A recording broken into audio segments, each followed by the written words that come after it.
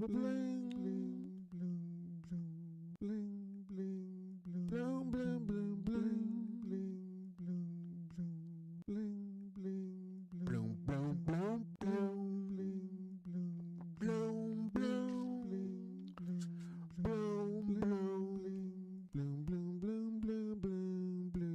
broadcasting. We're broadcasting live.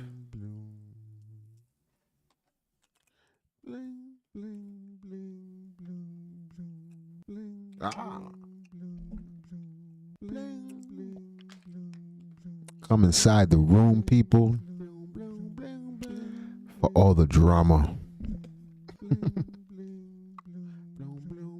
Oh, man. I think I'm going headphones today. But I got the furry cat. Headphones, Baldy, switch between that and the furry cat. That'll get us where we need to go.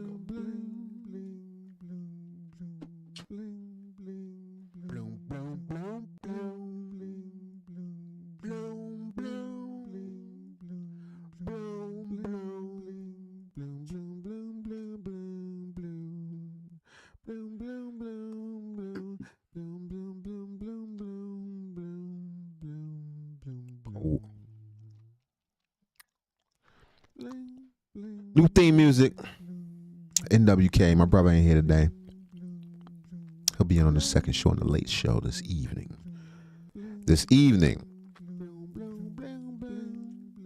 We're still in the process of preparing our show for you today. We got one for you though. We had the preliminaries.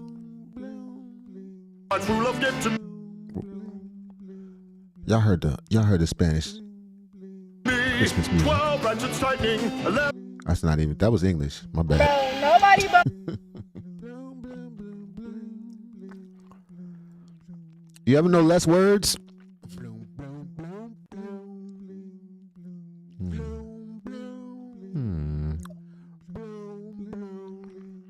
I'll probably go for this. That looks great. Come into the room, everybody. We have a fantabulous show today. It will be both entertaining and informing. I guarantee it. As much as one can guarantee anything. You know what I mean? Come into the room. What else we got?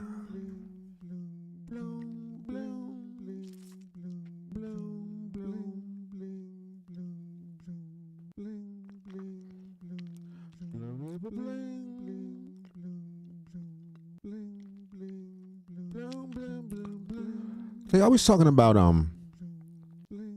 what the STD rate is like in cities like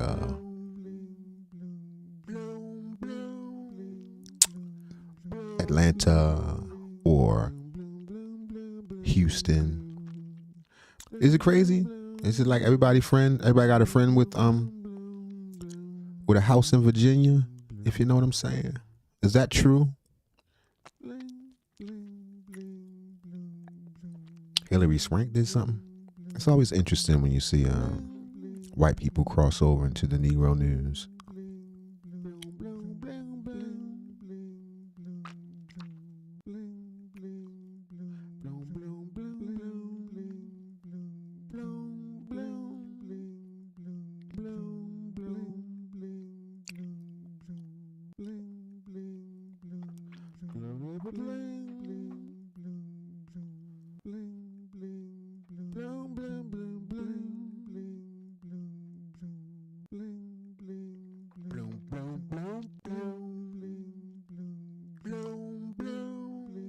Cassie getting sued. They trying to take Cassie to jail. Not to jail, but they want some of that money. You got that Diddy money. You gotta show love. You gotta share that. You gotta spread that out. Be keeping all that money to yourself, Cassie. All that money.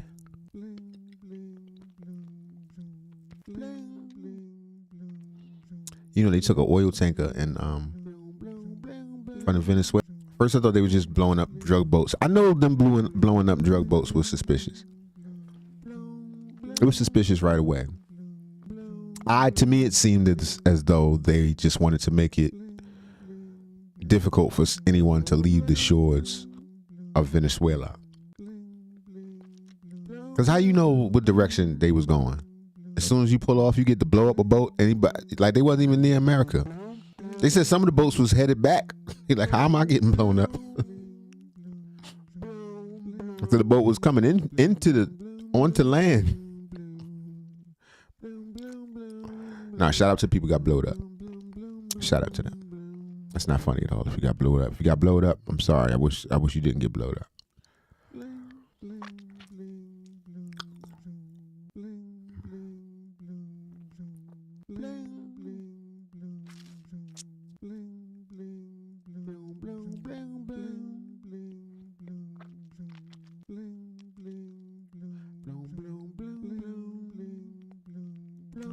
Somebody.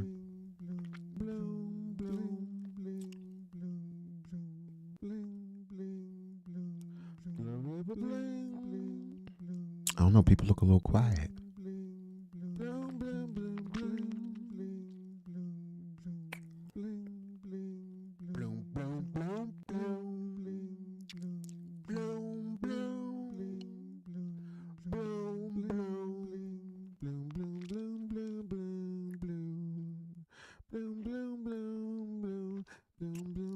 Hold on, everybody. We still here.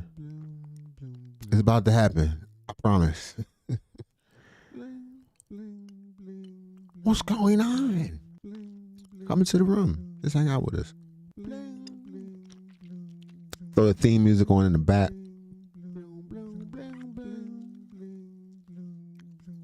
Throw it on. Just forget we even, forget we're even here. That's some shit I want to see. Oh yeah, that's my last cuss. The S word, 10 push-up curse rule in effect, even though my brother ain't here. That still applies to me. All right, we can get it started. I'm excited to see, I want to see this algorithm down and ignore the commercial. The ATSB's final report into the premature parachute opening involving a Cessna 208. All right, I owe y'all 10 push-ups, but Jesus Christ. He on the wing. Oh my God. Look. He wish he didn't do it. There's some things you don't have to do in life. You could have did your whole life and never jumped out of a plane like that. And then now look at you. Look. The ATSB's final report into the... Damn, right there. Somebody should have stopped him. Right there. But he's like, nah, I got it. I'll let it loose early. Maybe I'll go above the plane. Premature... Whoa. Damn. Parachute opening involving a Cessna 208 Caravan highlights the importance for parachutists to be mindful of their handles, particularly when exiting the aircraft. On the morning of the 20th of September 2025, a Cessna 208 took off from Tully Airport in far north Queensland to conduct parachute operations with 17 parachutists on board. After the aircraft climbed to about 15,000 feet, the pilot signalled to the parachutists to exit. A camera operator stepped out onto a small step and held onto the fuselage aft of the cabin door. As the first... They do this all the time. They seem excited. They, just crawling out of there. We got on parachutes. Everything's going to be okay. Parachutist stepped out of the door to assume the most forward front float position. Their reserve parachute inadvertently deployed, dragging the parachutist backwards and dislodging the camera operator into free fall. I know they didn't just play. Well, I don't know what to tell you, bro. Parachutist's legs were injured as they struck and damaged the aircraft's horizontal stabilizer. Their canopy wrapped around the horizontal stabilizer and the elevator, suspending them beneath the aircraft. 13 skydivers exited the aircraft and 2 remained in the doorway, watching as the parachutist used a hook knife to cut sufficient reserve parachute lines to enable the parachute to tear free. Then he can use his regular parachute. The parachutists then deployed their main parachute, which tangled with the remnants of the reserve canopy. However, they were able to untangle the lines and regain sufficient control of the main parachute to land without further incident. A way to keep your wits about you, homie. Despite control difficulties due to substantial damage to the horizontal stabiliser and part of the reserve canopy wrapped around the tail, the pilot safely landed the aircraft back at Tully Airport.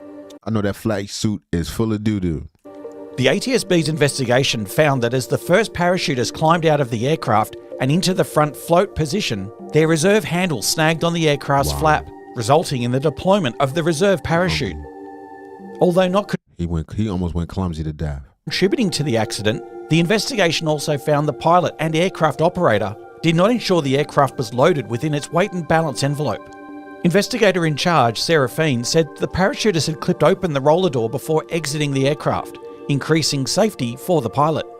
As a result, increasing the ease with which the pilot could have exited the aircraft if they needed to.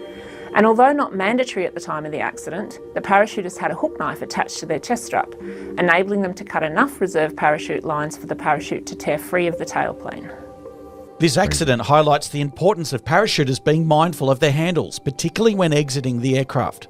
Carrying a hook knife secured to the parachute container could be life-saving in the event of a premature reserve parachute deployment. This investigation is also a reminder for pilots conducting parachute operations of the importance of wearing an emergency parachute and knowing how to deploy it. Parachute aircraft operators should also ensure, where possible, that there is a suitable open door for the pilot to exit in the event of an irretrievable loss of aircraft control. You can read the final report by searching AO.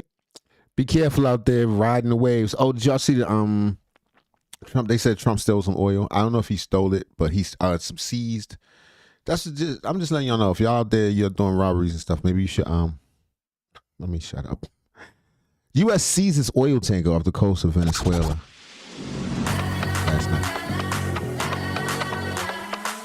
We do begin tonight here with the breaking news. The U.S. with a major escalation in its showdown with Venezuela tonight. The U.S. Coast Guard seizing an oil tanker just off the Venezuelan coast. Late today, the Trump administration releasing dramatic images showing Navy helicopters flying in, heavily armed Coast Guard forces rappelling onto the deck, guns drawn, as they swarm the ship.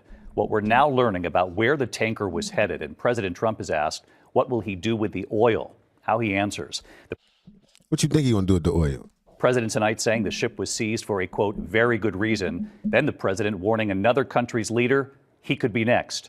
All of this comes amid the U.S. operation targeting alleged drug boats, nearly 24 strikes, including that controversial second strike killing 2 survivors off Venezuela. Damn. So tonight here, what's behind this latest action, the seizing of this oil tanker amid escalating tensions between the U.S. and Venezuelan President Nicolas Maduro? Martha Raddatz leading us off.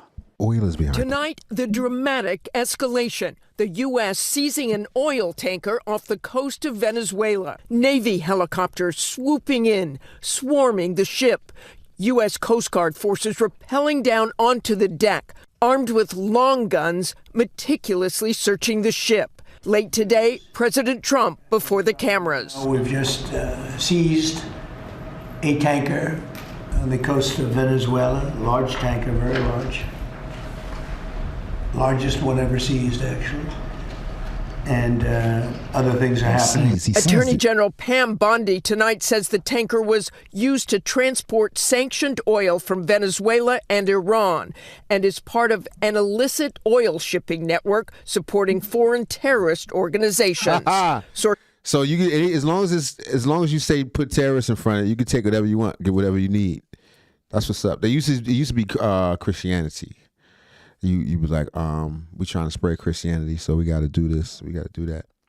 Now it's to fight terrorism. You know, I'm just saying, it could quite possibly be. But, you know, the right wording, you could do pretty much whatever you want. Let me hear that again. Let me hear how you're supposed to say it. Export sanctioned oil from Venezuela and Iran and is part of an illicit oil shipping network supporting foreign terrorist organizations. Sources telling ABC News it was headed for Cuba, capable of carrying up to 2 million barrels of oil. It was seized for a very good reason. Today's seizure marking the first time the U.S. has overtly interfered with oil exports, Venezuela's main source of revenue. What happens to the oil on this ship? Well, we keep it, I guess. You know what Until happens now, to it. the U.S. has been targeting boats they say are carrying drugs, striking at least 22 boats and killing nearly 90 people, including 2 survivors, at the heart of the latest controversy. A growing number of Republicans now demand. I'm not saying that they are not drug smugglers. Perhaps they are. I'm just saying it should be a little more proof before blowing up boats off the coast of some other country, regardless of the status. I mean, if we are at full-blown war with them, call it what it is. We enemy combatants, or use the other wording that you need to use. But just to say they were boats that were coming to the United States, they just pulled off. How do you know where they're going? The video of that second strike on survivors be released, but so far, the administration hasn't budged. Why you don't shoot them when they get to American waters? That's what I don't understand. That would make more sense. Okay, you breached into American waters, kabloo. You know? Tonight's seizure of chapter in the pressure campaign on Venezuelan President Nicolas Maduro. So how far would you go to take Maduro out of office? I don't want to say that, But you want to see him out? his days are numbered. Can you rule out an American ground invasion? I don't want to rule in or out. I don't talk about it. Late today, Venezuela calling the seizure of the tanker a blatant robbery.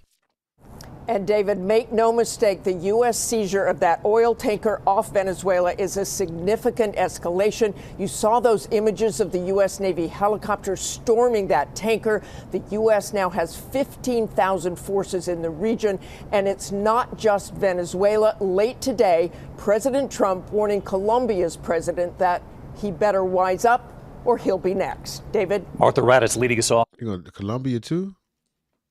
I think Trump is trying to turn this to one big America. Not one just United States, like just run it up and down. Just America top to bottom. He's too old to pull that off, because it certainly would take some time, but I think that's somewhat of a goal of Mr. Trump, of the Trumponian. What else I had over here? Give me a second, y'all. Bling, bling, bling, bling, bling, bling, bling, bling. Me popping in and out, my bad. If you can't hang out, I get it. I'll give it to you in more and better bite-sized pieces later.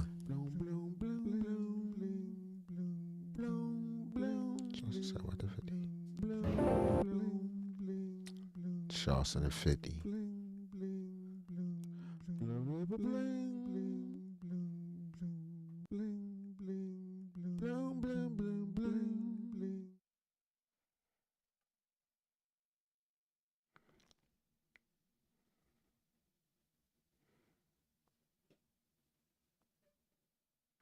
On November 4th, 2025, the city of Minneapolis held its mayoral campaign, and the last 2 are the biggest contestants remaining in that race was Omar Fateh, a Somalian politician. Then there was the incumbent mayor, Jacob Frey. Now, Jacob Frey is Jewish, and that's important to understand here, because I wonder how the whites in Minnesota feel these days. People always interview and going to check out the Somalis. They need to check out everybody else. Now, I'm just saying whites, but also black people and people that have always called Minnesota at home generationally through over time. I wonder how they feel in this new Minnesota. Do they feel displaced? Are they accepting of it? They must have been to some degree, or it wouldn't have gotten this far. You would assume, because Jacob Frey is Jewish and there are many Somalis in Minnesota, well, all of them would just back Omar Fateh, giving him a clear victory, because after all, the race would be very close. But what did we find happening? And I looked up the drama. Matt Walsh actually posted this stuff about what was going on as far as the interplay of the Somali community. Apparently there's 2 major clans, and Ilhan Omar and Omar Fateh, they're part of I don't even know how to say the name of this thing. I forgot. It's part of one clan. And then Jacob Frey, he decided to go get the other Somalis help from that other clan. And they pushed him over the top. So I guess what I'm trying to say is that I was right. like he is white. Because only a white guy would do this to you. Like, just go into like the indigenous community, like the natives there, and be like, how do I split these two groups of people? I will play between their tribal divisions, and I'll get one side and play against the other side. Yeah, even learn their language. He's like, damn. And that's what I meant by my other video when I was talking about Tariq and if whether or not certain attitudes contribute to the divide and conquer amongst our people. I understand that black people globally would be stronger as a unit. Do I think it can happen? Hell no. Probably not. Most certainly not. I'll say that. Idealistic world, yes. Particularly when it comes down to certain groups like the Somalis who are never black until it's time to, be black till they need something. Dancing like them. No, seriously, well done to Jacob Frey. Now, I want to mention this because this is important. We all talk about Pan-Africanism and how we all should kind of identify with some level of flat blackness. And when I say that, I'm not saying erasing all of our identities, but to understand. No, I'm not saying that either. But like he's about to, I haven't seen this before, but I imagine he's about to say, but to understand that ultimately we are the same thing. Have very small differences, but the same thing. But then again, always hear all kind of arguments about the genetic diversity within Africa. All I'm saying is people from the outside can't tell a difference. Understand that we all have a common enemy and a common goal, which is to try to work together, all as African descent people, to achieve a better diaspora and a better African continent. However, we saw in the city of Minneapolis that there were two clans that were against each other, and Jacob Frey went to one of those clans to get support for him, while the other remaining clan was supporting Omar Ferte. And this division caused Omar Ferte the election. It got so bad, Ilhan Omar came in and was speaking Somali, and she was really shouting at the Somalian community for being divided. And that's another thing. If you have internal divisions within the camps, how do you expect that we as black people will be able to work together? But building on this eternal division, there are also another group of blacks that I had no idea about called Somali Bantus. Now, Somali Bantus are what you would call the black Bantus. Just like you have Bantus in Kenya, Uganda, Tanzania, and then you have your Cushitic Somalis. And these are closer to the Arab mix. They just Somalis. They don't have the Jerry curl. They don't have the, you know what I'm saying? Mixed blacks, these people who kind of like Ethiopians, Eritreans, but these are the kind of Arab influenced Somalians who may or may not identify as blacks. And there is a big struggle in between both of these groups. Exactly.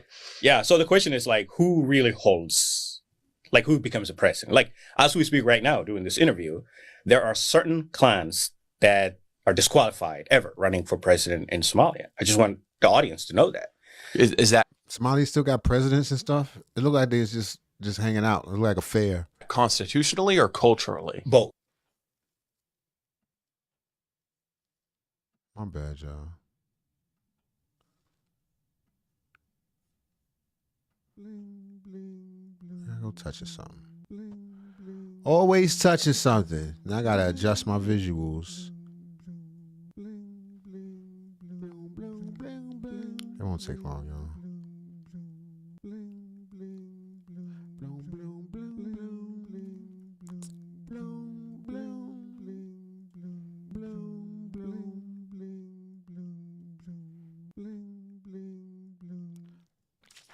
All right, here we go. Okay. Cultural and constitutional. The Somali Bantus, for example. Yeah. Who are in Maine. They're disqualified, right? They cannot ever, as we have the constitution we have right now, not able to run for president in Somalia. So these four major clans, Decca.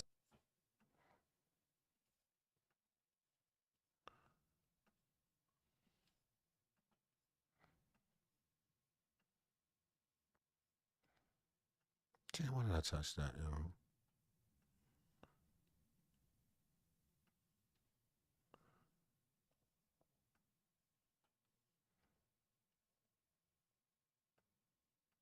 clan, and others. Those are the ones that now have the privilege to run for president, a privilege to be elected as a prime minister, privilege to be elected as Speaker of Parliament. So as we've seen, out of the major 4 clans that Somalia recognizes that can be in office, the Somali Bantus are not one of those clans. And ethnically, they are, from what I understand, probably some of the largest, if not the largest tribe of Somalis, okay? And why am I saying this? Because you already know what's going on with some of the Somalis in Minnesota. And I'm going to get really, really crazy. If you have people who come from countries such as this, first or second generation Africans, all right? You believe because they're in a new environment that their behavior is going to change towards other blacks or Americans, and that's not the case, all right?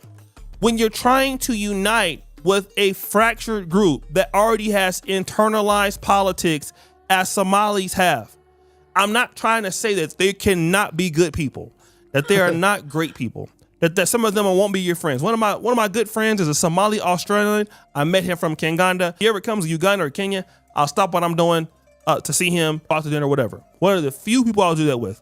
I'm talking about as a whole. We try to apply. I hear what you're saying. You like how they can't be cool with us. They can't even be cool with each other. Point taken, O'Shea. Pan-Africanism to brothers and sisters that are coming from already established pipeline of politics. We got to understand that those people are going to have a hard time uniting with you based on how they already see the world. Because if they have issues with people in their own group, in their own divisions, how can they unite with Black Americans or anybody else in the diaspora? Right. They already have a hard time uniting in Minneapolis. We've already seen it. We've already seen evidence of it. And now what we're going to talk about is somebody who's a Somali Bantu is going to bring this out right now. As a Somali Bantu woman, I hate when an ethnic Somali person is like, oh, we're all one. We're all one. We're not. We are not one. We try to be one. We are only one to y'all when it benefits you guys. It is nothing wrong with saying I'm Somali. Yes, I am Somali. I'm a Somali woman. But I'm Somali Bantu. Because y'all don't have any problems with pointing out your ethnic groups and your clans. But as soon as we do it, it's a problem. We are Somali Bantu. Our accomplishments are not your accomplishments. Because whenever you guys have an accomplishment, you do not share it with us. Uh-oh. Stop right there. So Somali's got black people and blacker people. I get it. Who does that sound like? That sounds like Black Americans that criticize other groups for the same thing. Right. When hashtag Haitian Americans, hashtag Nigerian Americans, Niger excellence, when they have accomplishments, it's theirs. However, Black Americans feel whenever we have accomplishments, things that we do, hey, now all of a sudden we Black. Now right. We hear Ilhan Omar. You've had so many Somalis saying that they're not Black. And now, because of what happened with Trump, they're now classifying themselves as Black Muslim migrants or Black Muslim immigrants. Right. So when it fits the narrative, you can be Black. So again, now we have the same internal divisions that Black. Well, they asking for our help. They low key asking for our help. Like the lady that got called the N-word at the Cinnabon. She's like, "Oh, you are fired. You are fired. You are doing this to a Black immigrant." And even the way the dude said it, you can tell he was he didn't want to say it, but he's like, I gotta pull her. I gotta break the nigga button out just in case for protection. But it ain't really work out because the lady got fired, but then she also got a nice big GoFundMe situation going for her. Anyway, next story. I had enough of them. I'm not going to talk about the migrants no more this week. I had enough of that. That's it. What's up with this dude, David? They still ain't lock him up yet? That sounds crazy. And then Cassie did something. Which I want to see, Cassie or David? I'm going to go with Cassie. To making new connections. Decoy. That little girl or to what's possible. Oh. Introducing Grammarly, like you've never seen before. Your all-in-one writing essential. This? For being a willful participant in these free calls and get paid $20 million for it, then he should also get paid, even though he was a willful participant, because Cassie is who flew him out. Cassie is who paid him.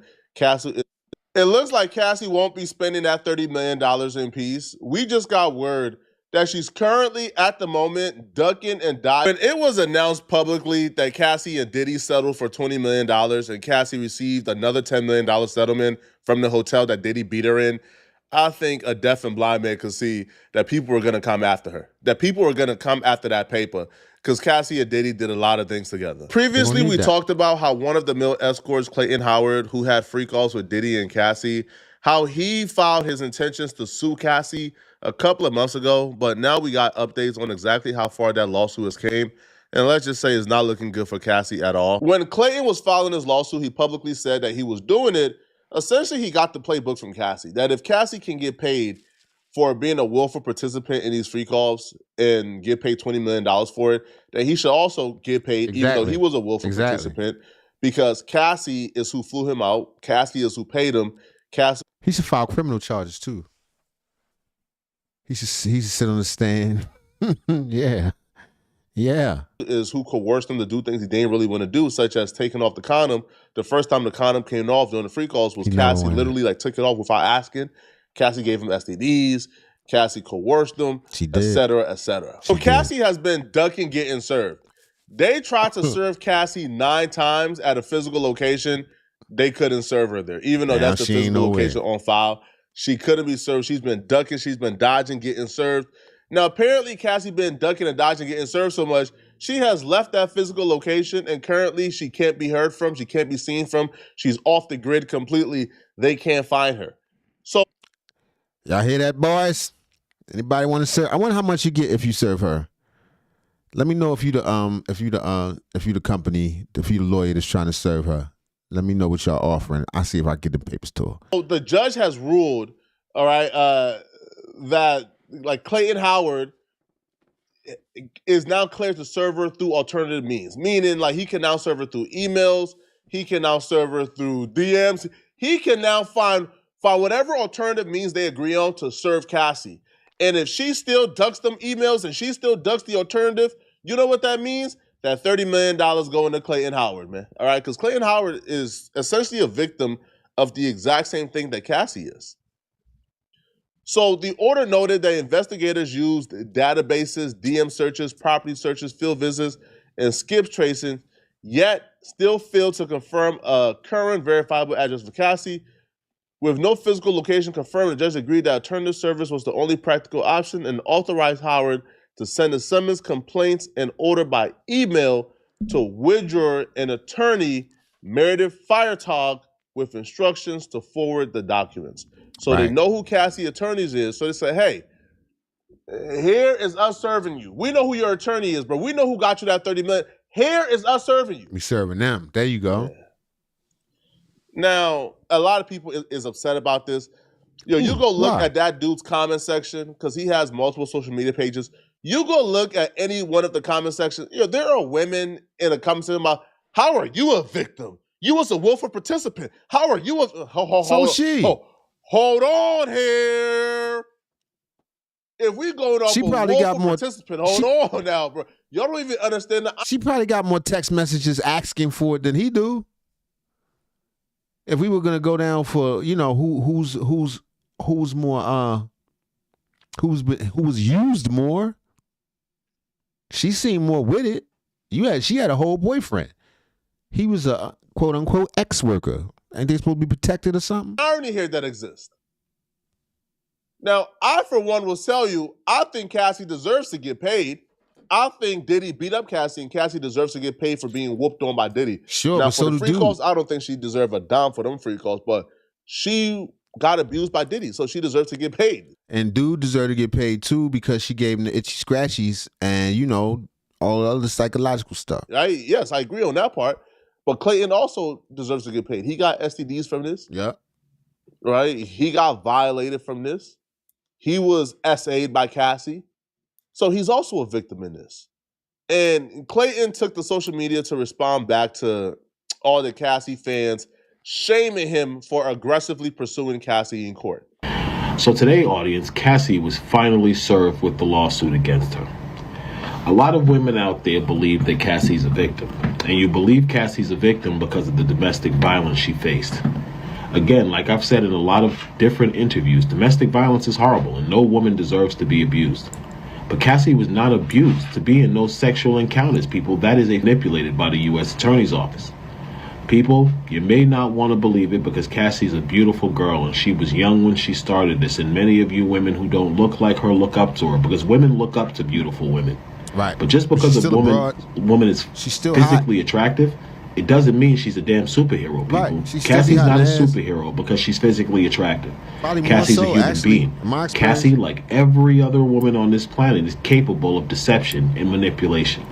Cassie lied, people, and I'm not going to sit back anymore and pretend like this is not what it is. Many people hate Sean Combs because of the horrible things he has done to a lot of people. Audience, I am not a fan of Diddy. He has done horrible things to people. But I am a supporter of those who may have been set up and maliciously prosecuted. Diddy was guilty, but the way he was prosecuted was wrong because the co-conspirator of that RICO was Cassie and Jane. Sounds like that lawsuit ain't enough, man. He won Cassie behind bars, bruh. Bro says Cassie is not a victim. Domestic violence, like the game of Monopoly, you don't get a get-out-of-jail-free card because you were you do the crime, you do the time. I'm not a Diddy supporter. I'm a supporter of victims. And if the people who are pro-Cassie, if they are really concerned with supporting victims, no matter what shape or form those victims come in, just like, I do believe that Cassie is a victim, right? Because we've seen that hotel footage. Diddy was pummeling Cassie. Because you've been a victim once doesn't mean you can't victimize other people. That means nothing at all. If that's the case, then, I mean, almost every person who's done something to somebody has had something done to them. That means nothing. Had Cassie on the ground, he was kicking a woman while she was down. She's a victim in that regard. But Cassie is also a perpetrator as well. You could be a victim and an abuser at the same time. Cassie is a victim in one sense and an abuser in the next sense.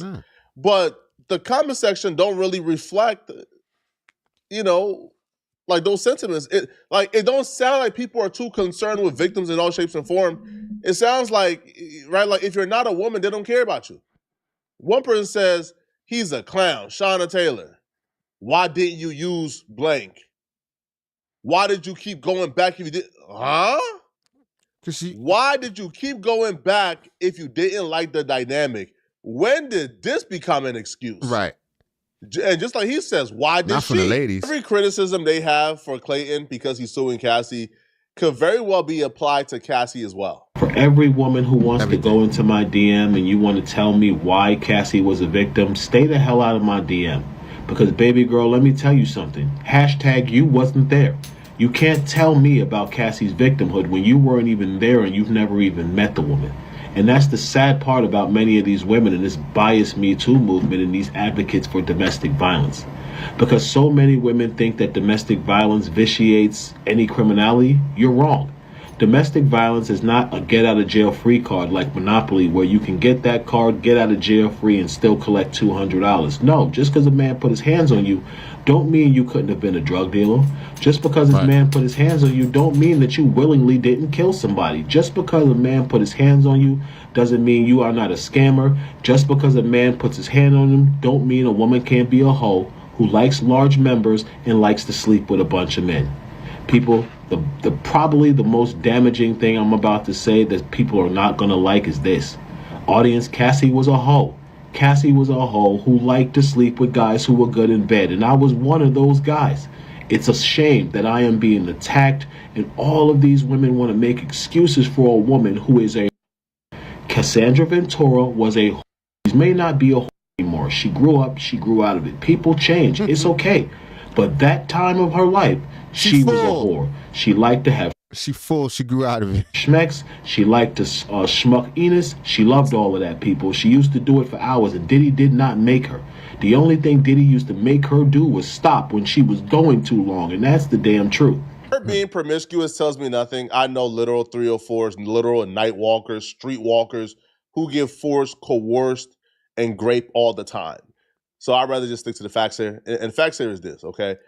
Cassie, according to the people involved, was a willful participant. Yeah. And they knew this because certain things that Diddy wasn't comfortable with, Cassie was forcing. Cassie was trying to take things up a notch. Right. Cassie was trying to go longer. When she was about to, have an orgasm, Diddy would want her to stop. So she will go for her orgasm. Even with the condom situation, when Diddy back was turned, he went out the room, they were supposed to stop. Cassie didn't want to stop. Right, she wanted to keep to keep egging on, right? To keep and she pretty, so it's hard for a dude to say no. She wanted to keep getting hit, but Diddy told them to stop. He said, "Man, bro, keep thrusting." I don't know, a victim who's getting forced to have intercourse with other men, who's getting raped, who says, "No, don't stop, keep raping." If I'm like that's not a thing. I don't know a victim who's being forced to have intercourse she don't want to have and then say, man, take off the condom. I want it raw instead. No, usually the person who is saying take off the condom is somebody who wants to enjoy the experience, who wants to have a better engage, who's a willful participant. Time to help people customize and save with Liberty Mutual. Easy, Limu. That's a rental. This is a story about creating happy Mondays with Workshop. Now, the sad part is that as the actual victim of this conspiracy, that I still don't get the same respect as Cassie because Diddy put his hands on her. Because she stole his phone and the damn freak off and the man got caught on camera putting his hands on her. Suddenly, she's the Mother Teresa of domestic violence. People, this is a horrible misconception that is being totally manipulated by people. So he was in the room. He know what happened. She tried to steal his phone. Oh, apparently, allegedly by this dude. People, because they need Cassie's domestic violence to hate Diddy. You really don't need Cassie's domestic violence to hate Diddy. People, there is a million different reasons to hate Diddy other than Cassie. People, you need to accept the truth of what this is. Cassie is not a victim of that RICO. She is most certainly a victim of domestic violence, yes. She is certainly a victim of domestic physical abuse, yes, people. But it's not because of those sexual encounters. It's because she was in a relationship with a super rich and powerful man who was also horribly toxic for domestic violence. Right. When you're constantly in a relationship with someone who is drugged up all the time, emotionally imbalanced, and has a super ego, women, you're going to get your behind kicked. You know why? Because the second you don't do something that man likes, he's going to put his hands, feet, and legs up your behind and make you do it. See, you need to understand something, people. Rich men, they use money to control women. But once the money don't work, they don't have the finesse to control women. You know why? Because they've been using money their entire life to control women. This is when these guys get violent. People, I've been broke in my life and I've had money. I've learned how to bag women with no money and I've learned how to bag them with a lot of money. And did y'all find Cassie and some of the power of her man to dominate other people? I can tell you this for a fact because Cassie used to use Diddy to keep me in line in the room. People, once I realized it was Diddy, people, I was in pocket. I wasn't playing with Diddy. I knew what type of person Diddy was, and Cassie would use Diddy's energy and power to keep me in line, people. I know this for a fact, and I also turned the U.S. attorney. I have no reason not to believe this guy.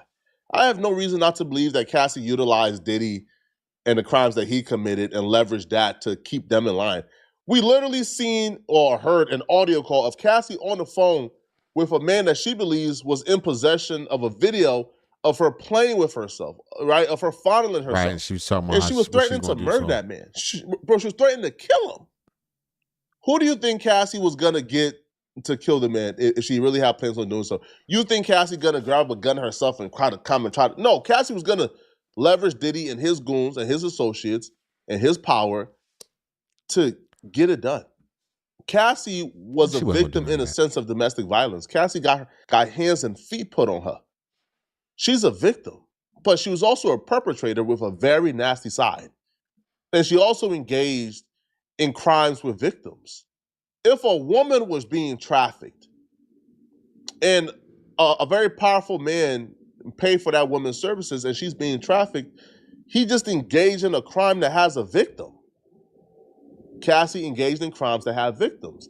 Those are male escorts who, for the most part, really weren't being treated the best, to be honest, bruh. Right? getting He paid. walked away with certain STDs. So bro, Cassie Right, you wasn't got little protecting diseases. You couldn't leave for a couple of days. Other than that, these men. She took the condom off and then gave them STD. Like, yo, these were not men who came and just had a smooth sailing experience. No, Cassie owes these men something. Now, I'm sure if he's successful in suing Cassie, you'll probably see other people come forward to sue Cassie. But let me know in the comments. right? Honestly, all of them, because it wasn't like he was the only guy. You know, he's just the one that was brave enough to come out. Even My little sister ordering it. Y'all see this? oh yeah, you seen the Amazon drones? They just dropping stuff off. Like I saw this in like China and stuff, but I didn't know that it was already taking place in the U.S. Check it out. Bro, nobody but my little sister ordering it. Y'all see this? Hold on. Like, what the hell is going on? Every time I come over here, she does this. What? Every time I come over here, you do this. You order stuff from the drone to bring to the house. What you get? Some bull. Yeah. Like, don't piss me off.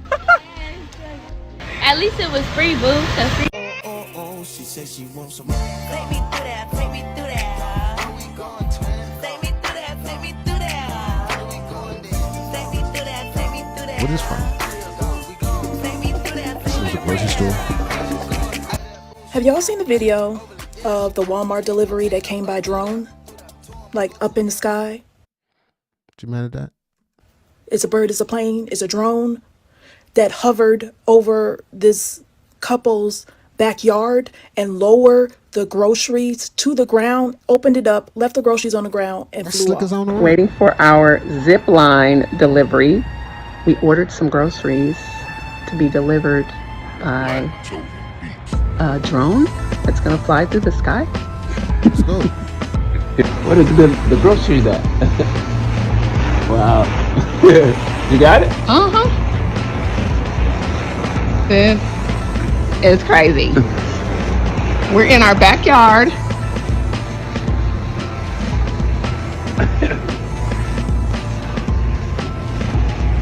Good size. It's crazy. Just put it right up to your house.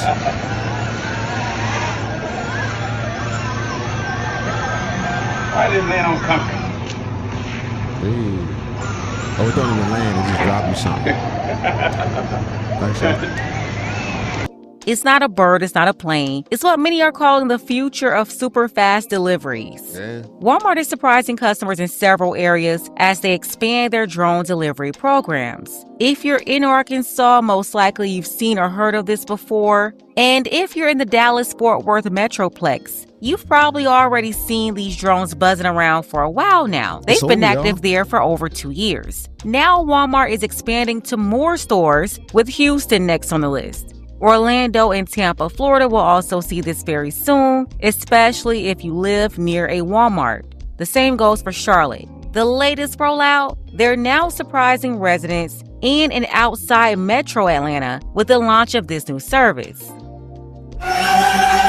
This morning, grocery delivery by drone taking flight for millions of shoppers. The world's largest retailer, Walmart, revealing here exclusively on GMA, its expanded drone delivery program starts today in Metro Atlanta in partnership with Wing. Atlanta's that first stop in our significant expansion with. You give it enough time, they're not going to even let you come in there no more. Don't even just tell me where you live at. Do it with your card. That way you can cut down on stealing. They can cut down on workers, make it all robots, right onto the plane. One dude run the whole Walmart, just pushing buttons. Them.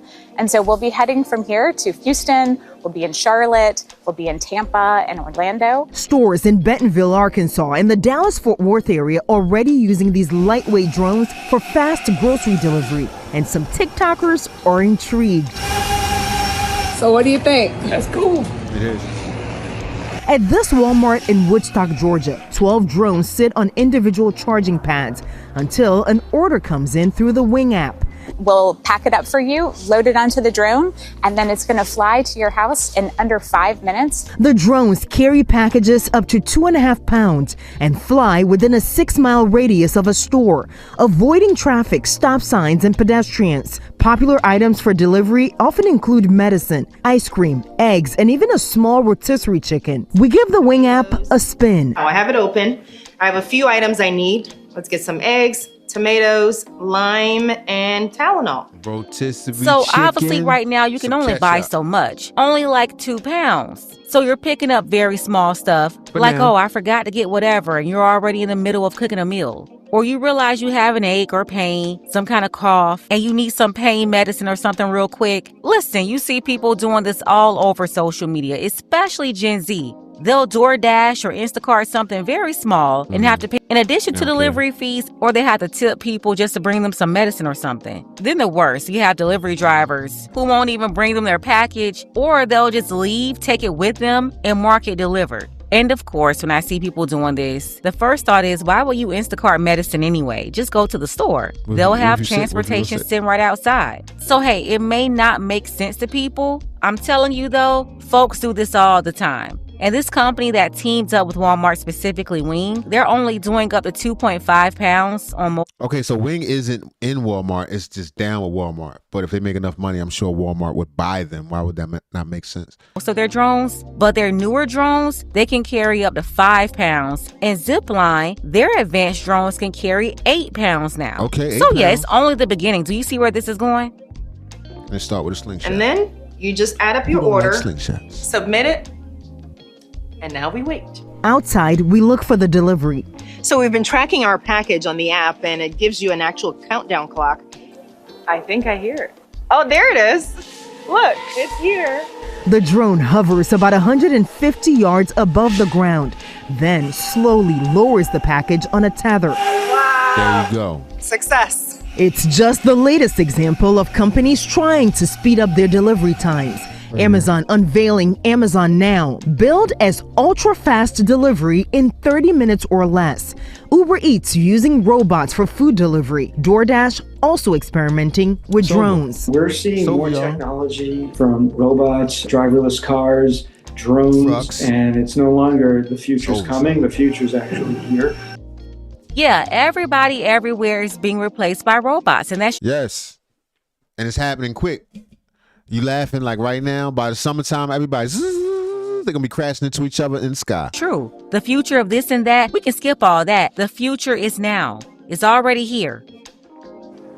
And guys, this And they're gonna get location better here and in better. Woodstock, Georgia is just one of 6 locations across Georgia that are getting that drone delivery service starting today. 4 other states will get access early next year. And then the hope is to continue expanding until this is now nationwide. Now, as for concerns about safety and privacy, the company says they do follow FAA guidelines and they don't have cameras on the drones to track people during the delivery. Oh, yeah? Nah, You better get them. Hurry up. I don't believe them. They're lying. These companies are definitely spying on people while course. making these deliveries. They're getting a view of their That's not what's whole gonna happen to them. property. Well, something bad gonna happen. And their payload is pretty light. And in addition to all of that, they do have sensors on these drones to make sure they're avoiding obstacles during the delivery. So in short, take a look here. The future is here, guys. You have brought us to it. All right, Faith. Wow. Pretty incredible. That is incredible. It's pretty great. You're the best, Faith. Thank you.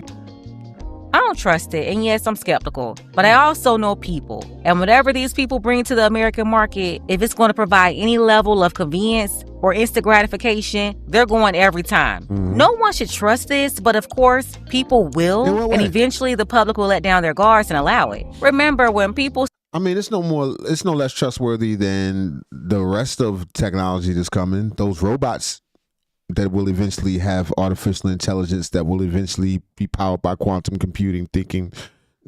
It's no more dangerous than that. started getting online, telling and showing all their business, Facebook popped up, became an open public diary in the early 2000s. Now you have IG, TikTok, YouTube vlogs, live streams, literally catching y'all crashing out every minute, telling everybody what you're doing, where you're doing it at, showing the whole layout of your house, telling everybody what you're eating, and now this is considered normal. 20 years ago, though? No way. No, absolutely Think not. about it. They get on small handheld computers. They'll run through profiles trying to match up dates with strangers and go meet strangers romantically for dinners, dates, whatever. And now over the And then get pregnant off of them and stuff. last decade, that's the norm. Whoever thought people would let random folks do their grocery shopping and deliver it to their private home, or let somebody you didn't know driving in their regular car who didn't work directly for a restaurant, they go to that restaurant, bring your food, and leave it on the ground at the front door. The front door delivery being the preferred method. I mean, who thought people would even accept that? He's reaching his balls.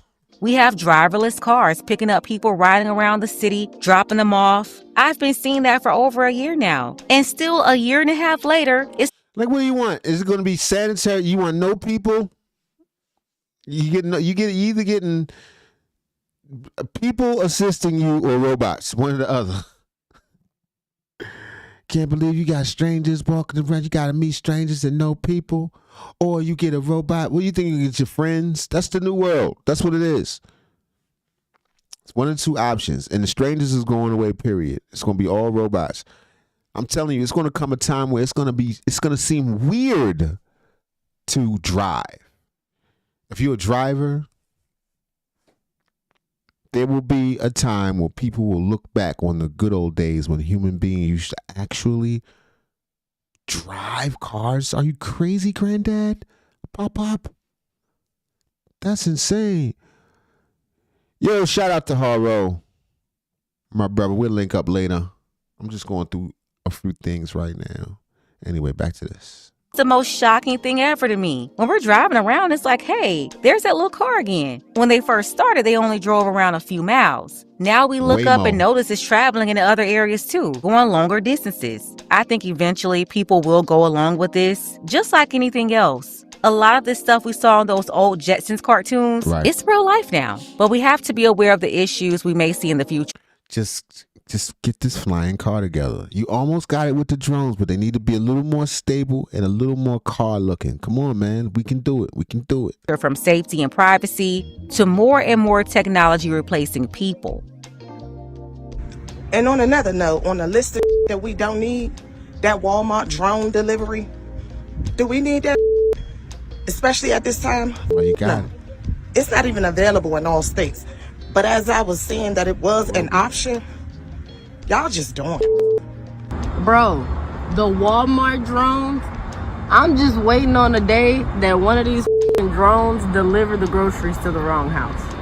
I mean, that's yeah, it could happen. A drone could deliver an order to the wrong house, just like delivery drivers sometimes do. It happens. But to be honest, I think the drone is going to probably have a higher rate of accuracy. Yep. Who knows, though? We'll see. But that's crazy. That is wild, bro. BS-ery. It's gonna be. They ain't gonna drive around with their boyfriend or girlfriend in the car. Need to take a pit stop. Have to pee. Go get snacks. Be hungry. Argue about what they not getting in their benefits. None of that stuff. All they do is fly and come back. Walmart really got drones around this. Like, they really dropping your off in the sky. Whenever Walmart is in the air bringing you your groceries, now they see your front yard, your backyard. You want to talk about privacy. This is a violation of privacy, literally. Nobody want nothing in your house. Ain't nobody watching you. And even if they is, it's too late for surveillance. I can understand a person not wanting, I don't know, maybe the intrusion. Maybe you feel like it's little tiny robots inside of the thing. But if you're worried about people looking at you, too late. It's too late. So now they're video recording every in and out you have at your house. They know what you have physically, like items you have in your front and your backyard. They're going to know everything about you now because of these drones. These drones take your food and deliver it just like a driver would off of the Spark app. At this point, there is no privacy. Facebook, IG, WhatsApp, all of them. They're reading all your messages. Your phone is following you around everywhere you go, listening to everything you say. Alexa is sitting right in your living room, being nosy, picking up on all your conversations. Everybody's got some form of surveillance outside and inside their home, and you have no clue who's watching any of that or where it's being stored. On top of that, there's a new data breach every day. People are literally stealing all your personal information. Yes. I hate everything about all of this, but it doesn't matter. People will still participate because they make you comfortable, then they make your neighbor comfortable. They go house to house, block to block, city to city. And then next thing you know, whatever the new thing is out of San Francisco, San Jose, it's spreading out throughout the whole country. I mean, who thought Uber and Lyft would be a thing before it was a thing? At the end of the day, it's 2026, and the world is not going back to 1996. It's just not happening. The giants out here, Walmart and Amazon, they're trying to figure this thing out so they can support more and more online orders without having to depend on more and more people to deliver those orders. And these corporations, they're going to win. Why? Because they know people will whine, kick, and scream. But at the end of the day, they love convenience and instant self-gratification. So they're all going. Let's go ahead and get the conversation started. Tell me what you think about this below. Now, a lot of people are shocked when they see these drones out and about, buzzing around, delivering groceries. But let me show you something that's really shocking. On Black Friday, a man driving a Freightliner truck was pulled over in Texas, a CDL, but he was operating a commercial vehicle. Couldn't even tell the officer what company he was driving for. The K9 searched his truck and found 23 illegals stuffed in the back of the cab. Oh, Not yeah, the tra- my brother and I reacted to that. That was crazy. They was standing on each other. They was all piggybacking there. That was weird. But if y'all don't believe that artificial intelligence is coming, you tripping. You lying to yourself. You lying to yourself. Let me look at some more stuff. See what I can find on that.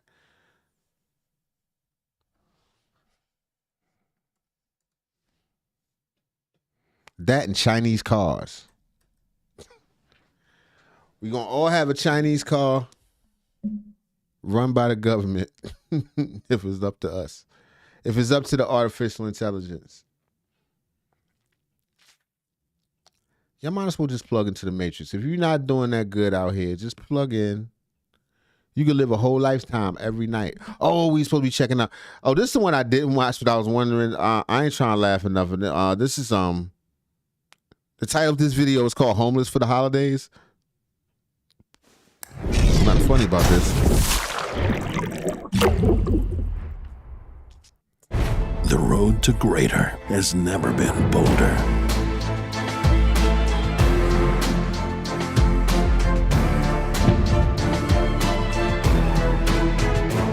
Kia, movement that inspires. We're going to be homeless for the holiday season. We're going to be poor for the holiday season. We're going to be living outside in the cold, dead of winter, middle of the winter during holiday season. You said like you planned it or something. God damn. And we going to be good too. I just turned 30 today. I'm so happy. I've never been so happy about.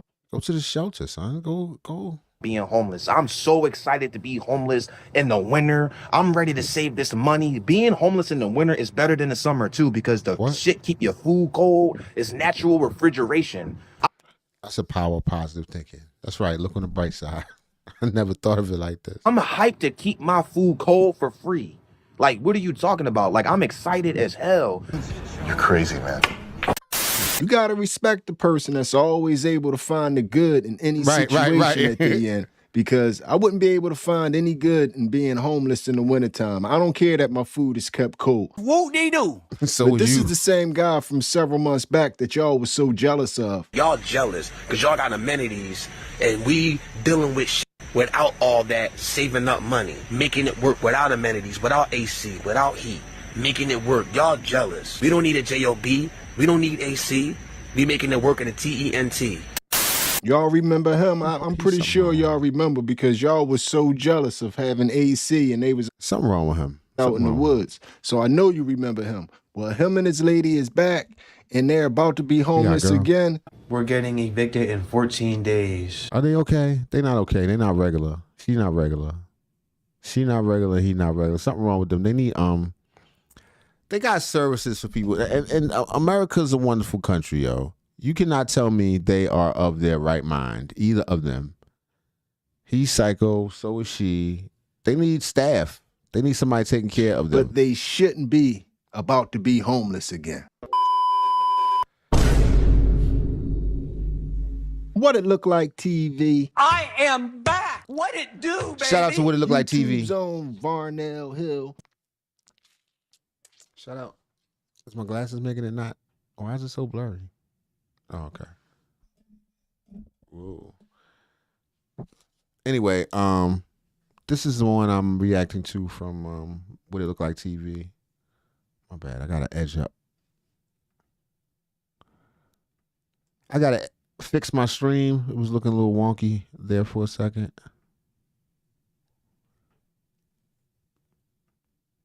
I guess I can deal with that. All right, how'd that look? Let's still got that weird line on the side. All right, here we go. Homeless for the holidays, everybody. Did you miss me? Your very own spokesman for the Insidians. We're inside and we're comfortable. They're so comfortable. And I'm back with another one. Now today, we checking back in with our favorite homeless couple out there, Fullest Nest. Now, they've been fuller-ish, but we're going to jump back into it. For my people that haven't been here since the beginning, we're going to take you back to the beginning. They first showed up in our Why Did They Get Fired? Volume 1. He showed up and he pretty much told us about ourselves. We not getting a job. It sound like y'all jealous because we found a way out of job and you still got to work a 9 to 5, pushing 40 hours plus a week. That's on you. Don't get mad at us because we found a way to circumvent this and get out the system and get out the matrix. We living in a tent, paying no rent, saving up money every single month. More money than the average American could ever think to save. Y'all jealous because me and my girlfriend found a way to circumvent paying rent. So don't get upset with us and tell us that we need to get a job and we lazy, when in reality, this lifestyle is far from lazy. This lifestyle is very difficult. Right, it Most probably people is. couldn't even handle this adversity. Right. So I don't want to hear y'all calling us names and calling us lazy. Y'all jealous. He's an urban camper. And we dealing with He's not a bum. He's an outdoorsman. It's a difference. without all that saving up money. That's how you look at it. That just makes no fucking sense. I mean, it's just bullshit. Making it work without amenities, without AC, without heat. Making it work. Without Y'all water, jealous. without We don't food. need a JOB. We don't need AC. We making it work in a TENT. Before we D-I-E. Nigga, I'm broke. I know y'all remember him, man. He was a channel favorite, man. He kind of took everybody aback a little bit with we jealous of him. Everybody just took the L on that one, and we gave him the nod like, yeah, we jealous of you. Oh, yeah, right. But anyway, the next time he showed up on the channel was in the I'm Living Out of My Storage Unit series, where he... Oh, so are we watching him deteriorate? Is this different levels of homelessness, or he's showing how the different ways you could be? You know, and that's not me making fun of his situation. I'm just saying, this dude is definitely something wrong with him. I don't even think this ain't even teasing time. This dude is tripping. He did splurge a little bit. I guess he was saving some money, like he was saying, because he went and he got his lady the biggest storage unit that they had. Into our That's new what's up. space, we can pretty much live in here during the day, and then at nighttime, you can't sleep in here, so we gotta go back to the tent. Storage is right next And she got she got them eyes. to our tent. It's amazing. And it's climate control. Huge. It's absolutely huge. And we're finally gonna have a space. Okay, maybe she don't have the eyes, but she definitely got the physique, like y'all know what I'm saying. The physique like them people. You know the ones. This is I don't even call it sad because they got a good positive attitude. Set up all our nice stuff. I'm tired. You ready to get some clap? My tomato. A little bit. I haven't wanted ice water so bad in my life. Taking all this stuff out of our tent, put it into this new storage. It's just gonna be a living space. There's not even gonna be storage. Barely. Tell me how we got this weird wall. I'm gonna hang stuff on it. I'm gonna make it my little artwork.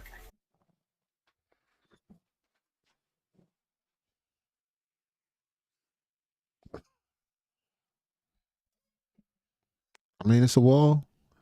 We can have a camera in here set up. Oh shit. Camera. And I like that this is open. Yeah, I know, yeah.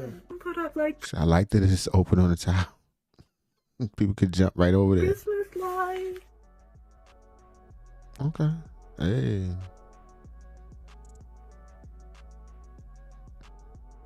You know they're gonna be doing it in there. It's gonna be loud. Cause you know the storage unit, them hallways, they carry that sound carry.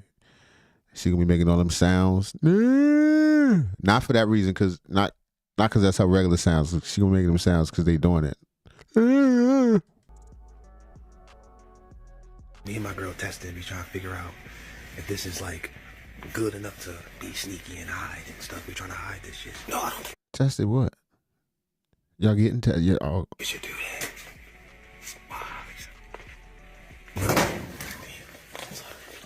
We want to let people know that you can get back here. If this was completely blocked off, then that means someone's behind the boxes. Oh, so they set up a situation. Okay. They did like a fort. You ever made a fort in the living room when you were 6? For making noise and stuff. But you see what I'm saying? You don't want that. You want people to know that, okay, somebody's back there. You can see the gap. But they can't see enough to know that somebody's living here. I can know. I can see it. If somebody was to come over here, they don't know nothing. They know. You didn't even have to be here for the I'm living out my storage unit video to know how that was going to end up. Of course they got kicked out. We got kicked out of our storage unit. Well played, sir. The higher-ups found out about my video and went so viral, we ended up getting kicked out. Now we're just trying to figure out where to go and what we're going to do with all of our stuff. We're going to have to get a new storage unit, so yeah, we got kicked out. Get out of You here. don't live nowhere. Get out of here, man. Shit, I'm saying. So they official behinds kicked out of the storage unit because they was doing entirely too much and they got caught up. And plus they told on themselves. Stupid. Right. They made it easy for the storage unit police to They had to get that content. kick them out because they told on themselves. But anyway, what do y'all think the next natural progression would be? On the street, cold sidewalk. Just cold. If you lay on your stomach, it's not that bad. Or your side. In their lifestyle. Since they done went from the tent, they done went to the storage unit. They went back to the woods to the tent for a little bit. And you know my man said they saving more money than us. We living in a tent, paying no rent, saving up money every single month. More money than the average American could ever think to save. Maybe he could go log cabin. You know? Go I like logs. He could make something with trees and sticks and stuff. Leaves. Original house. So do you think they went and got an apartment? What do you think the next step was? No, he's still We're saving getting money. evicted in 14 days. We just got the court papers. I've been evicted before, so I know the drill. We owe like 3,000 plus. Almost $4,000, right? On that storage?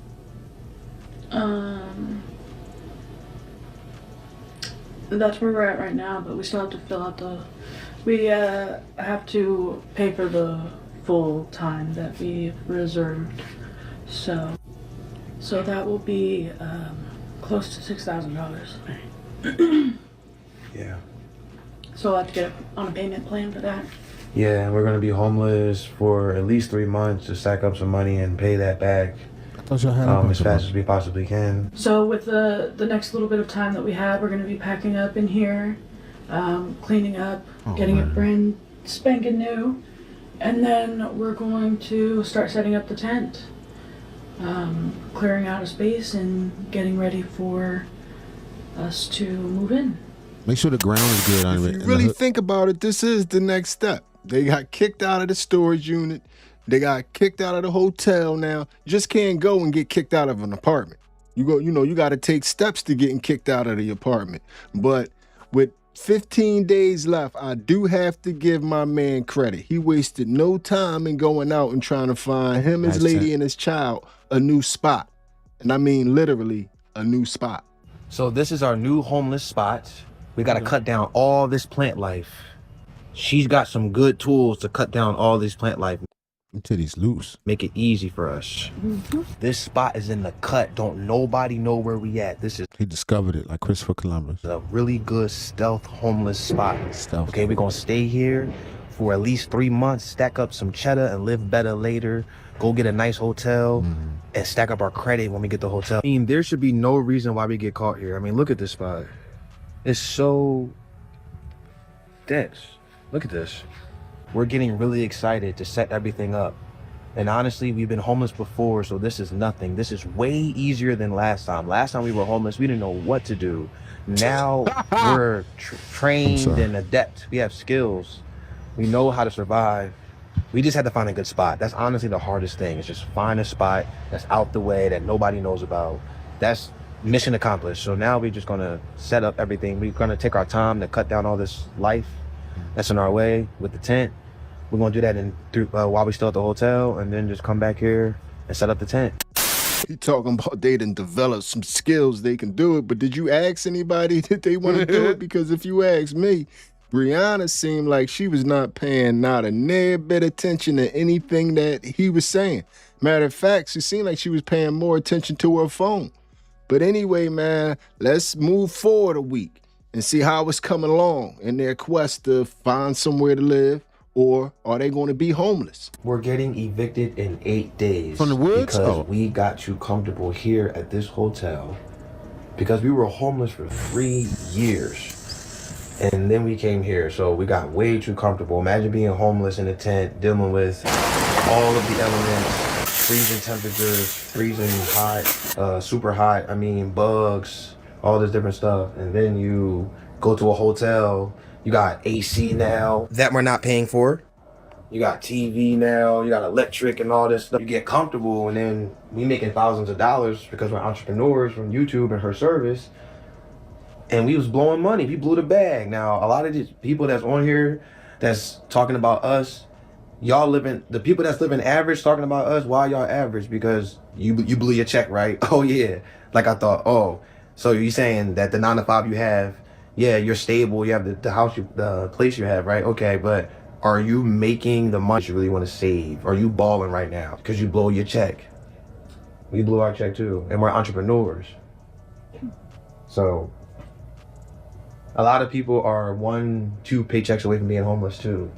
A lot of people are not responsible with their money. That's what I'm getting at. People blow their money, we blew our money. It's normal. We're learning how to get better with our money though, and not blow our check. We make thousands of dollars. We spend as much as we make.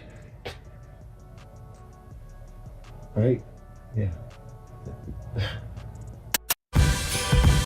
She resilient. She holding on.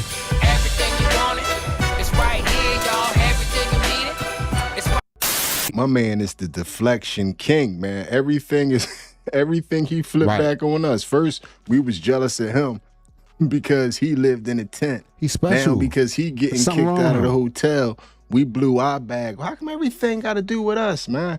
But did you notice his lady's face? Did you notice Brianna's face? It seemed like she has heard enough of his BS. Yeah, she seems like she has to sit around all day and hear stuff like this. People make it seem like living inside is the only way you can I hope I'm not saying what I'm saying.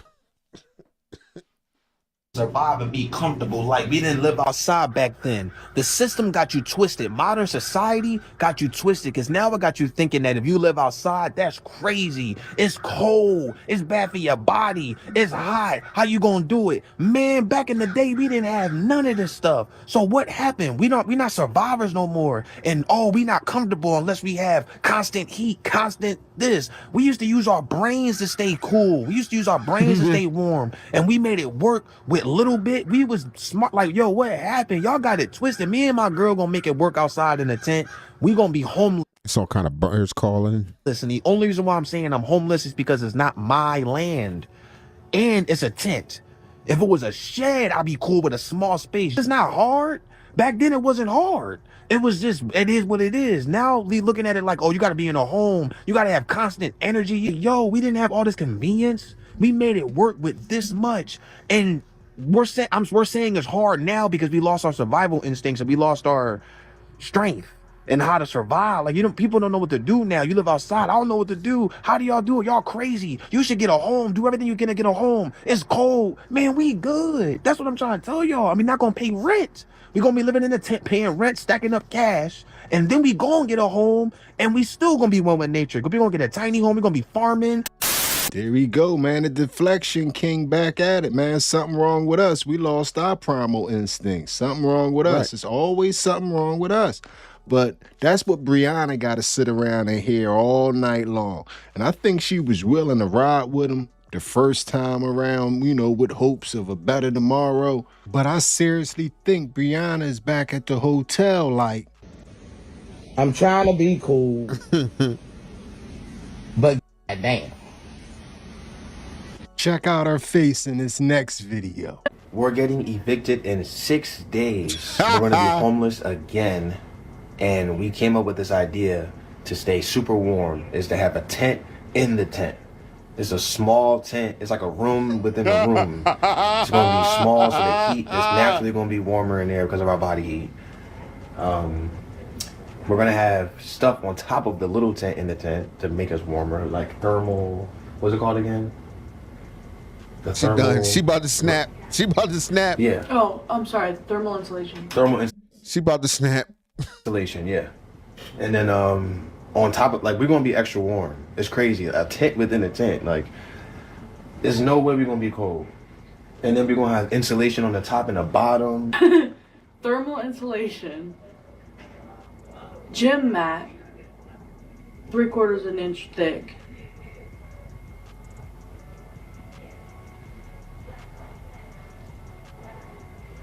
Carpet. You notice soon as he started explaining the tent inside the tent theory, it's like she zoned out. That's because she was visualizing them in that tent inside a tent. And I don't think it was laying next to me. I totally understand. You done lived in the woods with this man off and on for 3 years. You done lived in the storage unit. Now y'all getting kicked out of the hotel. Brianna gotta explore those options. I love Brianna so much. Like, I really love Brianna. She's out with another guy right now. Say what? We're in an autonomous open relationship, and I've never been happier. I truly love her. I'm happy that she's learning herself and having her experiences at 23. That's my baby. She is so wise beyond her years. She is so beautiful, and she is so sweet and loving and caring, and like, she's so understanding and open-minded. This whole open relationship thing, autonomous relationship, has taught me how to love myself better. Like, you know, let go of attachment, fear of abandonment, exclusivity. All you got is yourself. She's not coming back, son. That's all you need is yourself. If Brianna left me, I shouldn't feel empty. Like, I shouldn't feel empty because Brianna left me. I should feel like I'm sad and everything. I love Brianna at the same time. I shouldn't be like, oh, I'm nothing without her. Like, that's what I'm saying. Like, all this stuff, like, Brianna is just amazing. I don't even think my man realized that Brianna is out with the other dude discussing how they gonna tell you that she not living in the tent this winter. That's Right. what they out doing tonight. And you sitting back in the hotel room like, I'm about to get evicted and I'm in a good mood. Playing the game, pizza, different color lights. I'm about to get evicted, about to be homeless. Which color you want? I'm chilling, we good. I'm so happy because I'm alive, I'm healthy, my girlfriend's good, my son's good, I'm good. I got Mark Simpson. What is there to complain about? Being homeless is not difficult. You were homeless for 3 years. We're gonna owe like 6 grand or whatever. So what? We'll pay it off. Money come and go. Opportunities, they come in and go. Like, my main goal is to just survive and be comfortable with my family and be around my family and just like eat, drink good water, good food. I don't want It's a lot of mold that on my outside. food. I don't want eating off the floor. Like, we good. Like, I'm good. Like, what else can I ask for? I'm good. Gotta move all this stuff before we move out. All this stuff has to go. Why you got all that stuff if you homeless? It's a lot of whole stuff to be carrying around. We're getting evicted in She 5 back. days, and we're going to be homeless again. Again? Because we're beating the system. We're going to beat the system Why you by keep avoiding getting back paying inside? rent. This system got people paying high rent and struggling. They don't have time to spend time with their family to do the things that they need to do for themselves or want to do. It's messed up, and we're beating the system by living outside and by being entrepreneurs and having all this time. We're avoiding the 9 to 5. Okay, we're avoiding rent right now. We're not dealing with all that because we want more time to focus on ourselves and focus on this business, scaling the business to the top. And we're gonna scale the business without getting our hands dirty. Okay? This is depressing. So we don't mind taking a longer route. We don't mind being uncomfortable, which honestly the tent gonna be comfortable anyway. We're gonna have it set up crazy in there. She's smart. She got it set up to where we're gonna be so warm in the winter. She don't even talk to You this might guy want to anymore. stay out there longer. It's so comfortable. It's goofy. Just came in here to make you a got sandwich. 5 days to move all this stuff. It's another place? She back there in the background looking at him still like, man, if you don't shut the hell up. But like he said earlier, they're going to be homeless because they blew the bag, because if you ask me, my man has horrible advice and they spend money very frivolously. Mm-hmm. Oh yeah, you're gonna love that.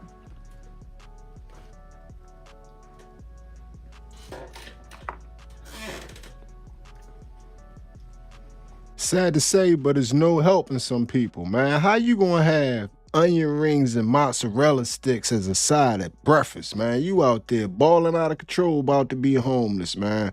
But some people, no matter how much advice you give them, no matter how much money they make off social media, if you just don't understand how money works, you gonna blow it every time. If you're trying to make as much money as possible, wouldn't it make sense to work somewhere where there's no cap to your money? You can make as much money as possible. Because when you work at a 9 to 5, a traditional job, that's not possible. There's a cap to your money. You're only gonna be able to make this much money, even with promotions and everything. You can rise to the top, become a boss, a manager, whatever. You only gonna be able to make this much money at a job. With that being said, there's nothing wrong with working a job. It just comes down to your goals. If you want to be a millionaire, the likelihood of becoming a millionaire as an entrepreneur is higher, but the risk is also higher too. That's the catch. Work 9 to 5 for a little bit as a stepping stone, and as time goes on, you should invest your money, look into entrepreneurship. Being an entrepreneur, there's no cap to your money.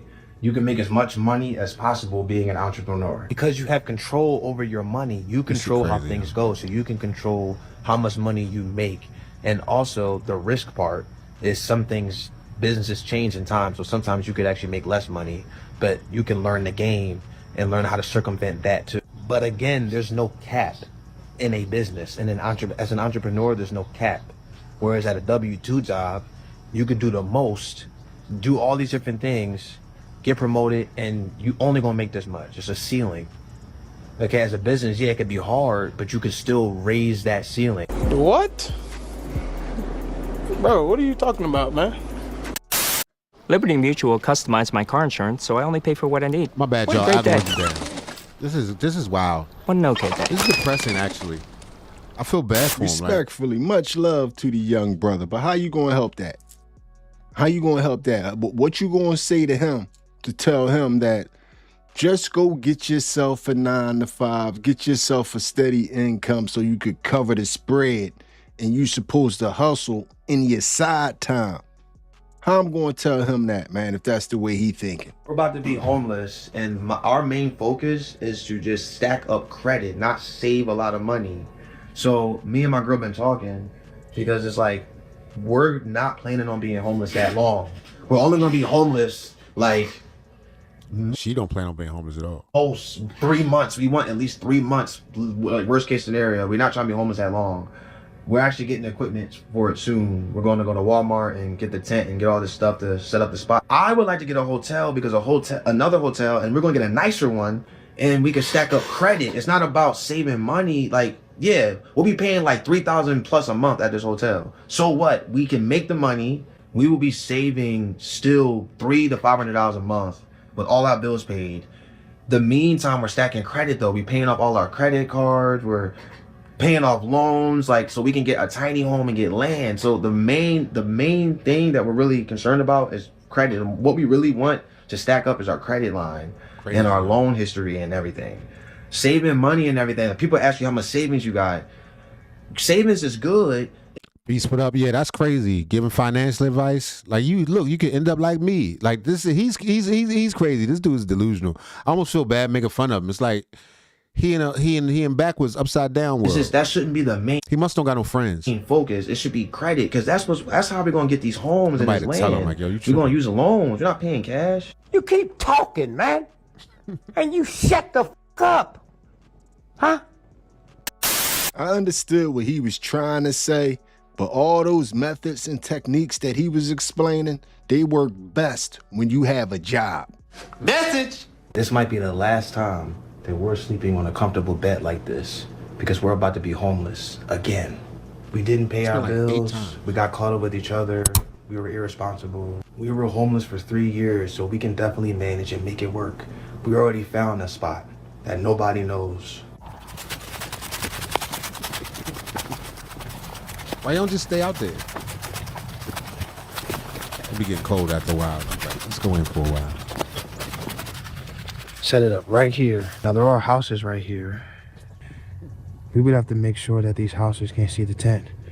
This house right here can see us though. If we camouflage the top of the tent, they wouldn't be able to see us as easily though. So me and my girl been talking about how like we can pretty much set up a tent anywhere as long as we camo the top. Cause the last tent we had was bright green. Me and my baby gonna figure it out.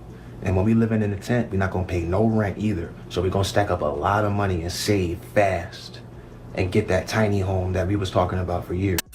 Well, there it is, man. Captain Deflection got 3 days before he got to kick rocks, and they got to get out the hotel, man. 3 days from today? today? I do not think Brianna's going to be there on day one. Y'all hit me up in the comments section and tell me if... I think she is. Ain't no reason for her to leave now. She can do it. She can handle it. She tough. She strong, right? She tough, right?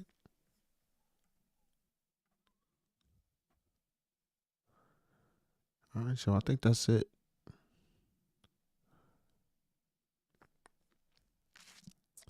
Donald artwork. I'm good, bro.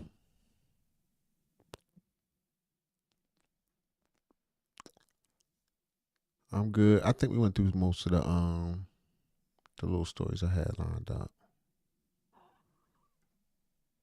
It looks like Adam 22.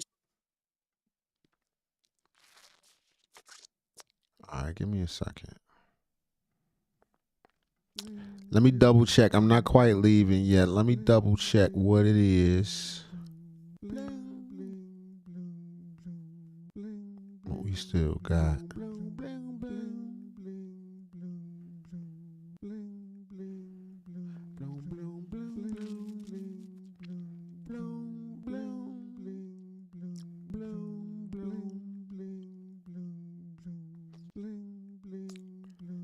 We still hanging around.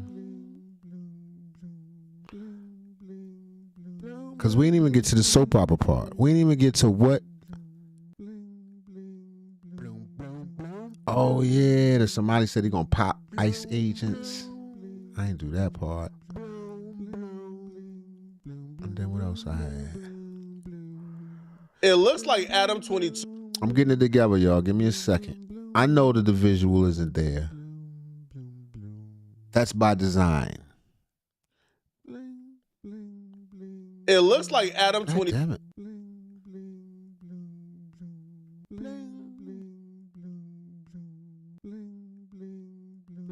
All right, what we had that we didn't do.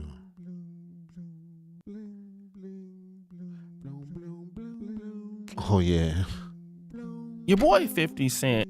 Charleston was getting in with 50. Pause. That don't even sound right, but you know what I'm saying. Just talking about how 50, you know the real reason 50 made that thing. Because he was mad about his girl that he loved it so much. So much deep down in his heart. The one that had him grinning. This is the one I meant to do yesterday. Your boy 50 Cent has this documentary out on Diddy called The Reckoning.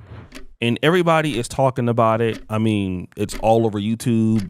I mean, I think it's like 4 episodes in this Netflix series. And hey, it's popping. You know, 50 Cent got a real big issue with Diddy. Diddy allegedly sent him some flowers, like some funeral style flowers. Right, which that's some real, you know, mafioso type stuff. He sent him a wreath. The wreaths to be in front of the casket. Out of prison, it's getting real personal, right? But the reason that people believe that it is personal, it has everything to do with his baby mama, Daphne, also called Daphne Joy. Now, I don't know if she's Filipina and Puerto Rican.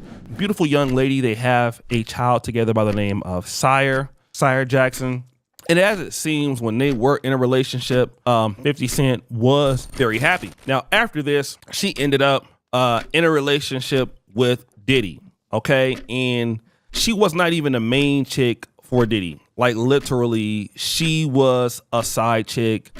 That's what makes it even worse, because like he was in love and Diddy just had her on the side. He just call up and beat up on her sometimes every now and then. And you're like, I used to kiss that face. allegedly participating in, some other claptivities, right? And it got so hectic between her and Diddy that she released this voicemail that Diddy sent her. Hey, I really don't know what's going on with you, but I just want to just give you a heads up that I'm about to really disappear on you. You feel me? I'm not going to be playing these games with you at all, at all. So I don't know, you think you silent treating me, and you think I'm going to be, nah. You'll have a rude awakening. You'll just have silence. And ain't nobody threatening you, and I ain't trying to go back and forth with no woman. You know what I'm saying? I'm telling you, I ain't got no time for no motherfuckers. Where my life is at right now, I don't have no time for no games, baby girl. And this is like in the middle of the investigation. I don't even think they had ran up in his house yet when this recording happened. Me and you could be mad, I could have a spat, we could have whatever. Then after that, you better get on your job. That's really, that's all it is. Cause you got me on my job. Nah, it ain't never gonna work like that over here. You know what I'm saying? I was trying not to leave this message, but you have left me no choice. So either you go in the direction of like moving on and shit like that, or you just have me just keep moving. Do you like this money or not, shorty? If so, be ready when I call you. Stop playing. That's basically the relationship they had, allegedly. Ain't no threat. I'm just being clear. I can't do this shit with you every time you get upset. So this is the voicemail that Diddy sent. And so basically, I don't know if they were going through it at the time, but obviously he was threatening to cut her off. Right. And, he was picking his words wisely there. But obviously he was perturbed. He was a little bit pissed off. But anyways, make a long story short, what ended up happening after that was Charleston White obviously watched the documentary and he actually weighed in on it. I just want to tell 50 something. There's nothing you can do to get back at Diddy. They didn't give him a life sentence. Say, man, listen. I know you still mad because the boy had your baby mama over there. Oh yeah. Playing foosball with her. Just a foosball machine with the two. You all them one men, ain't that the thing? When you spin them in the soccer man spin, yeah, he had your baby mama over there playing foosball with the little boy in there watching a green TV. Who you think was coming out telling him everything gonna be all right? It wasn't his mama. She was in there. She was the ball on the foosball table, so they were kicking her around. That was Diddy, man. So you gotta do nothing else, 50. You gotta appreciate Diddy.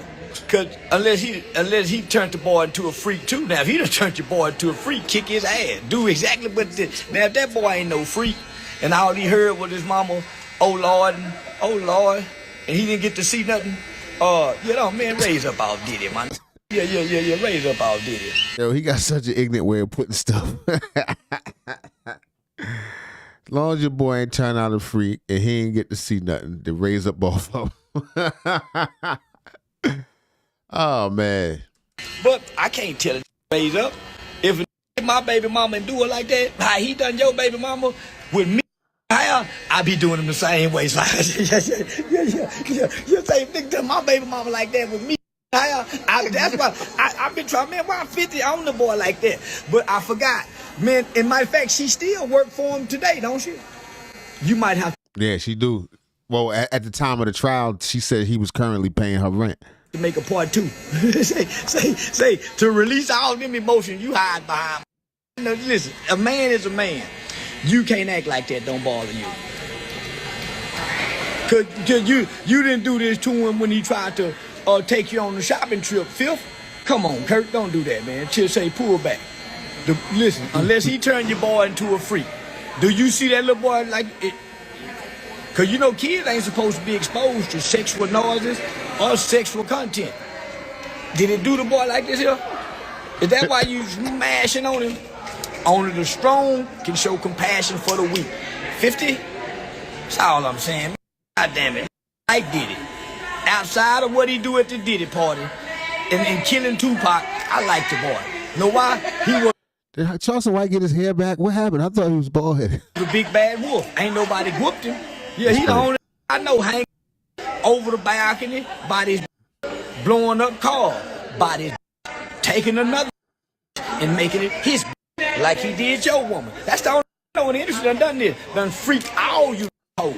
Done freaked half rappers. And everybody's. Only thing they got is a saying, man, he paid me to Cassie. They ain't got no woman saying nothing bad on Diddy. Cassie not even saying nothing bad. How be mad at Diddy, man? Unless he got your baby mama. Come on, Charleston. There is women saying stuff bad. All the other women in the thing. And took her down through there. What, don't they got a song? Take me through there, take me through there. Take me through there, take. Think about that song. Cause Diddy, they say Diddy gonna take a hoe through there and then pump her back to life. That man said kidding. Yeah, in satisfaction. Most die satisfying, coming until they have to do it. Right. Yeah, they think this lay around and calm all day till this Diddy making them have to do it. Say, pump her back up. Head, her heart barely beat. Get the IV doctor. Get her some more nutrients. Put the oxygen mask on her. And get that jelly. Put that jelly and put it back on her. Time she get ready, that motherfucker jelly gonna be sitting right. And he back down there through there. Yeah. Now, Charleston White believes that this whole reason over a chick. Now, again. Probably that's why Diddy do it. That's why Diddy does it like that. If apparently he was involved with Pac's, somebody that was involved with Pac too. That's just his thing. Some dudes, they try to strike you by the heartstrings. Well, you look. And you could tell Diddy really. 50 really loved it. You saw them pictures where he was grinning, taking pictures on the beach and all that. That ain't 50 style. Yeah, 50 Cent all look at him as being like undefeated, that nobody can get to him, and that could be true. It could definitely be true that that's what we think. And people may say, like, you know what, Charleston White is crazy. This is not really the truth. Anybody can say that, right? But check this out. I don't care what 50 says. You see this right here, bro? If you ever Daphne Joy, this was 50's love of his life. Right. If you smother her out, you're going underneath a jail cell or you're going in a casket. Facts. 50 gonna put you there. Facts. And you don't know that, you a man that don't really know life. Like, look at this thing with this bitch. You think you about to go smother her out and send her back to him, bro? When they got a kid? And you think he not about to go take nothing? They pay for the documentary to make you look crazy. They put money to make sure she got to testify against you that you go to jail. Come on, bro. Look how happy this nigga look. That's what Diddy did wrong. Diddy was too much of a freak ass nigga. I want to warm because I love Drake. Drake, stop fucking his bitch. You gonna fuck nigga who's something. Cause you gonna fuck bitch who, like, when you fuck who's nobody, he can't do nothing. What are you gonna do? Try to kill best security and like nigga pay nigga to slap the shit out of him. But let it be a who got all the power and got more money than you.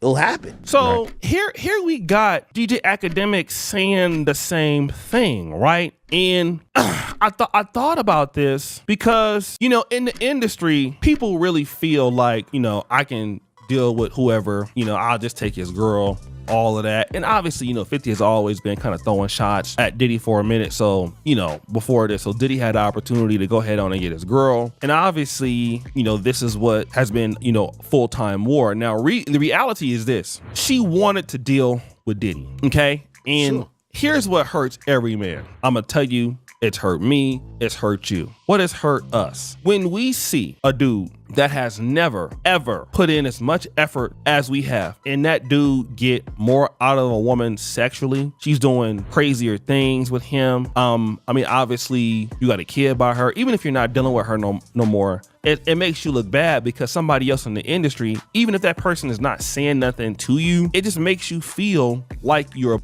you just feel like you're. That's why you got to use it to the best of your ability when you got her. I don't never feel like that. Don't worry, when she's with me, she did the most she could do. Anyway, that's the end of our show. We'll be back a little bit later.